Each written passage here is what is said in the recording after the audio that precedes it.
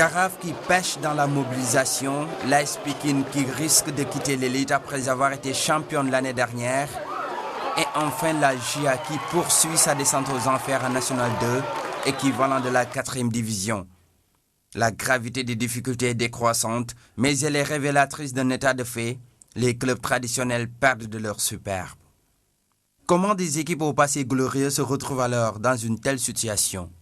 Ça me fait très mal. Très mal. Et puis ça fait très mal à tous les gamins. Et même ceux qui ne sont pas des gamins, tous les sportifs. Parce que l'équipe, 3e équipe africaine, finaliste Coupe CAF, actuellement reléguée en D4, c'est catastrophique. Catastrophique, le qualificatif prend son sens. La GIA, premier club au Sénégal, créé en 1921, est sur le point de disparaître. C'est un problème national. En tout cas, moi, je le pense comme ça. La Jeanne d'Arc, ce n'est pas n'importe quelle équipe de football. La Jeanne d'Arc a tout gagné. La Jeanne d'Arc est l'équipe qui a le meilleur palmarès au Sénégal. Mais la vieille dame n'est pas la seule équipe confrontée à ce genre de difficultés. Une équipe comme l'AS Pikine risque elle aussi de descendre en Ligue 2. Les clubs traditionnels ont-ils toujours les moyens de leur politique? Ceux qui peuvent viennent faire du football pro, ceux qui ne peuvent pas font du football amateur, et puis c'est tout. Voilà, mais tout le monde veut être pro, et personne n'est dans les conditions de le faire. Voilà, donc aujourd'hui, le danger pour le football du Sénégal, il est là. Louga est un club traditionnel. Et à Louga, le dénominateur commun, c'est le Ndiamour. Tu peux être de n'importe quel parti, de n'importe quelle famille, mais le Ndiamour, c'est pour tout le monde. Si tu as vu aujourd'hui ce qui s'est passé dans le stade-là, le Ndiamour est un seul groupe. Hein. Ce qui n'est pas valable ailleurs. Des clubs comme le Jaraaf de Dakar peinent aujourd'hui dans la mobilisation ou même à jouer de grands rôles dans le championnat.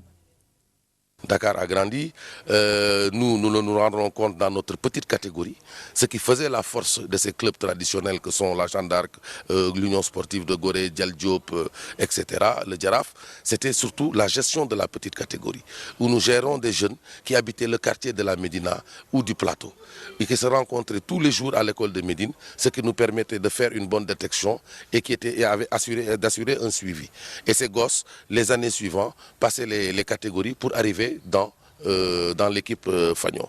Mais il n'y a pas que cela. La concurrence des championnats européens peut parfois avoir un impact négatif sur le football local. C'est cette possibilité qu'a le sportif sénégalais ou le gars qui aime le football sénégalais de pouvoir suivre dans une chaîne de télévision quelconque un match d'un autre niveau sans pourtant avoir à se déplacer au stade.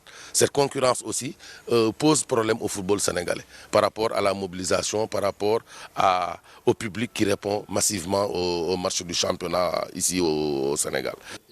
Pourtant, dans les années 60, Demba Diop refusait du monde pendant les rencontres, comme le montrent à suffisance ces images témoins de l'histoire. Évidemment, pour que ce stade-là soit archi-comble, il aurait fallu qu'il y ait de belles prestations faites par de bons footballeurs au moins, pour ne pas être prétentieux. Donc tout ceci, avec le temps, a changé, et c'est normal. Il y a l'évolution du football dans le monde. Le Sénégal fait partie du monde du football. Donc, le Sénégal ne pouvait pas échapper à cette mutation-là. Mais il existe un autre facteur considéré comme le plus important. Il est relatif au financement des clubs, source d'énormes difficultés. Le caractère associatif, c'est horizontal.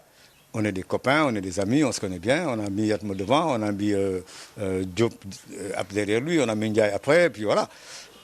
Chacun vient avec les moyens qui lui sont propres. Et en fonction de son engagement, il peut financer une saison de football, etc. Ça, ce n'est plus possible parce que maintenant, il s'agit de créer une société, d'avoir des employés, les entraîneurs, les joueurs, les médecins, les bagagistes, etc.